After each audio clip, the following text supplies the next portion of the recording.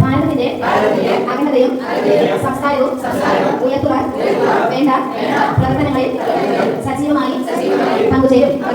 തീവ്രവാദത്തിനും മത മൗലികവാദത്തിനുമെതിരെ പ്രതികരിക്കുകയും മദ്യം, മയക്കുമരുന്ന്, സ്ത്രീകൾക്കെതിരായ അതിക്രമങ്ങൾ തുടങ്ങിയവയ്ക്കെതിരെ ചിന്തിക്കുകയും പ്രവർത്തിക്കുകയും ചെയ്യും. വിനാശകരമായി വളർന്നു വരുന്ന അഴിമതിയും അനീതിയും തുടച്ചു നീക്കുവാൻ കഴിയുന്ന വിധം പരിശ്രമിക്കും. ഭാരതത്തിലെ നിയമവ്യവസ്ഥകൾ ശരിയായ വണ്ണം പാലിക്കുകയും ശാന്തിയും സമാധാനവും സുരക്ഷിതത്വവും ഉള്ള അന്തരീക്ഷം നിലനിർത്താൻ പൂർണ്ണമായി പ്രയത്നിക്കുകയും ചെയ്യും. നമ്മുടെ അമൂല്യ സമ്പത്തായ ശുദ്ധജലം, പരിസ്ഥിതി മുതലായവ ശരിയായും സ്വച്ഛമായും ഉപയോഗപ്പെടുത്തും. എന്റെ രാജ്യത്തെ ലോകരാഷ്ട്രങ്ങളുടെ ഉന്നതിയിൽ എത്തിക്കുവാൻ വേണ്ട പ്രവർത്തനങ്ങളിൽ സജീവമായി പങ്കെടുക്കുകയും അതിനുവേണ്ടി മറ്റുള്ളവരെ പ്രേരിപ്പിക്കുകയും ചെയ്യും. വായിച്ചു വളരും, ചിന്തിച്ച് വിവേകം നേടും. വായിച്ചു വളരും, ചിന്തിച്ച് വിവേകം നേടും.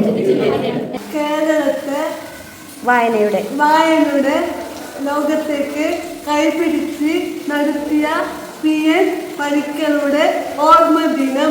ഇന്ന് വായന ദിനം. ഇന്ന് ജൂൺ 19. ഈ ദിവസത്തിന്റെ പ്രത്യേകത എന്താണ്? എന്താ വായനാ ദിനം. ജൂൺ 19 വായനാ ദിനം. PN പണിക്കരുടെ ജന്മദിനത്തിന് വായനാ ദിനമായിട്ട് നമ്മൾ ആഘോഷിക്കുന്നത് അല്ലേ? അപ്പൊ ടീച്ചർ വായനയെ കുറിച്ച് നോക്കാല്ലേ? ഇങ്ങോട്ട് നോക്കിക്കോ. നിങ്ങളുടെ ലോകം വിശാലമാക്കാൻ നിരവധി വഴികളുണ്ട്. പുസ്തകങ്ങളെ സ്നേഹിക്കുക എന്നതാണ് അതിലേറ്റവും മികച്ചത്. എല്ലാവരും പുസ്തകങ്ങൾ വായിക്കണം, വായിച്ചു വളരുക, വിവേകം നേടുക. എല്ലാവർക്കും എന്റെ വായനാ ദിനാശംസകൾ.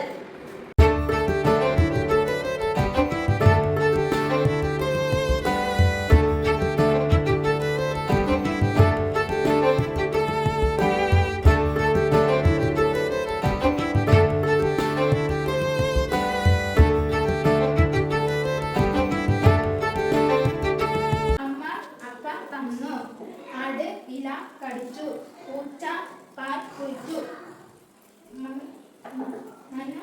ഇടി മുഴുക്കി. ಓದುವ ದಿನ. ಯಾಕೆ ಓದ್ಬೇಕು ನಾವು? ಓದ್ಬೇಕಾ? ABCD ಅದೆಲ್ಲ ಓದ್ಬೇಕಾ? ಯಾಕೆ ಓದ್ಬೇಕು? ಓದಿದ್ರೆ ಮಾತ್ರ ನಮಗೆ ಬೇರೆ ಪುಸ್ತಕ ಓದಲಿಕ್ಕಾಗ್ತದಲ್ಲ? ABCD ಆ ಎಲ್ಲ ಓದಲಿಕ್ಕಾದ್ರೆ ನಮಗೆ ಪುಸ್ತಕ ಓದಲಿಕ್ಕಾಗ್ತದಲ್ವಾ? ಅಲ್ಲ ನಿಶಾ? ಅಲ್ವಾ ನಿಶಾ? ಹಾಗೆ ಓದಿ ನಿಮಗೆ ಅದೇ ಇತ್ತು ಹೊರಗಡೆ ಅಲ್ಲಿ ಚಪ್ಪಲಿ. ಯಾಕೆ ನೀವು ಓದ್ತಿರಲ್ಲ ಮಕ್ಕಳು? Very good. ಈಗ ಓಡೋದೆಲ್ಲ ಬರ್ತಿದಾರಲ್ಲ ನಾನು ಅದನ್ನ ಓದು ಆಯ್ತಾ? ಪುಸ್ತಕ ಇಲ್ಲದ ಮನೆ, ಆತ್ಮ ಇಲ್ಲದ ದೇಹ ಇದ್ದಂತೆ. Very good. ಈಗ ಹೇಳಿ, ಪುಸ್ತಕ ಇಲ್ಲದ ಮನೆ, ಆತ್ಮ ಇಲ್ಲದ ದೇಹ ഇദ്ദന്തേ. അച്ഛൻ വായം നട്ടു, ആനകുളം കളിക്കി. അരമണി പാട്ട് പാടി, അസിത്ത് കുട വിരത്തി.